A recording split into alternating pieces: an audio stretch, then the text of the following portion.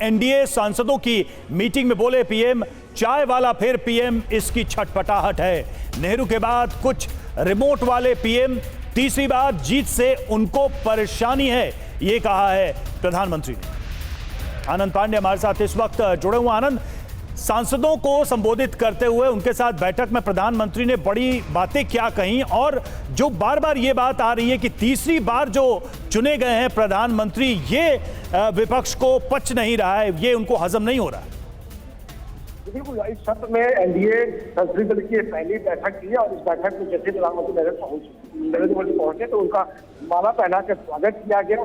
और जब प्रधानमंत्री नरेंद्र मोदी का संबोधन हुआ तो किसी ज्यादा सांसद इस बार जीत कर आए हैं और एनडीए में सभा में सांसद जो पहली बार आए हैं, तो प्रधानमंत्री नरेंद्र मोदी ने उन्होंने कहा कि आप संसद को घूमिए, संसद की तमाम जो प्रक्रिया है उसको समझिए, जनता के जो काम है उसको समझिए, क्षेत्र की समस्या है उसको समझिए, और तमाम बातें जो नए सांसदों को उन्होंने संबोधित करते हुए बात कही।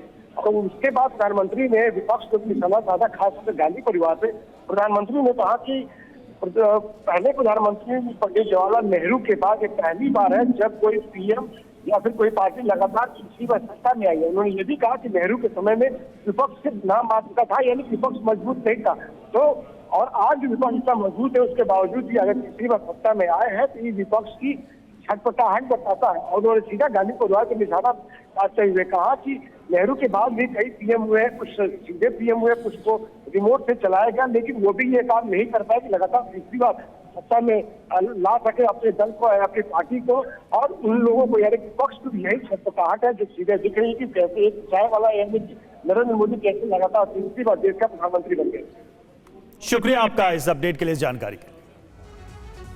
रामकृपाल जी हमारे साथ मौजूद हैं। रामकृपाल जी, मणिपुर को लेकर प्रधानमंत्री नरेंद्र मोदी की तरफ से जवाब आज आ सकता है क्या राहुल गांधी के इन तमाम आरोपों का? क्योंकि मणिपुर में जो शर्मनाक घटनाएं हुई उसको लेकर वैसे भी विपक्ष के तेवर बहुत तल्ख रहे हैं।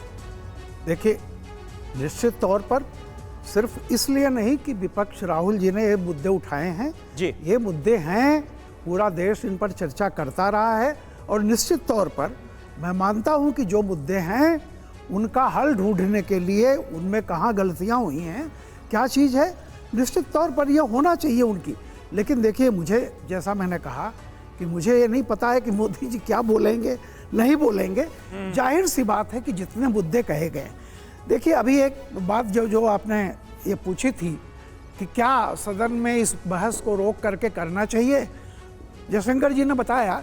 लेकिन मैं एक बात बताता हूँ, सामान्य जब संसद चल रही हो तो उसका जो सामान्य प्रक्रिया है, अगर उस दौरान कोई ऐसा मुद्दा आ जाता है तो स्थगन प्रस्ताव देके रोका जाता है। लेकिन राष्ट्रपति के अभिभाषण पर जब चर्चा चल रही हो, मुझे ऐसा नहीं लगता है इतने सालों में, 60 साल 65 साल में जो मुझे याद है, अच्छा, कभी भी ऐसा नहीं हुआ है कि अभिभाषण पर चर्चा को रोक करके कोई और मुद्दा उठाया जाए। ये परंपरा रही है। ये तो 2 या 3 दिन की बात है, इसके बाद तो जो भी मुद्दे होंगे उस पर आप बात कीजिए। लेकिन राष्ट्रपति के अभिभाषण को रोका जा सकता है। जैसे मान लीजिए कि देश पे कोई आतंकवादी हमला हो जाए, कोई नेशनल प्रॉब्लम, सिक्योरिटी आ जाए, क्या इस तरह का कोई ऐसा इशू, जो इशू है, चाहे नीट का हो, चाहे और भी जितने भी इशू हैं, ये काफ़ी समय से चल रहे हैं। इनको ऐसा नहीं है कि तुरंत 2 दिन में रोक करके अगर बहस नहीं हुई तो ऐसा हो जाएगा। ठीक है, बहुत सारे मुद्दे हैं रामकृपाल जी, और राहुल गांधी ने तो एक तरीके से मुद्दों का पिटारा ही खोल दिया। अब देखना होगा कि प्रधानमंत्री कैसे इन सभी विषयों को अपने उत्तर में समाहित करते हैं इस पर चर्चा के दौरान। बहुत बहुत शुक्रिया आप सबका इस चर्चा में शामिल होने के लिए।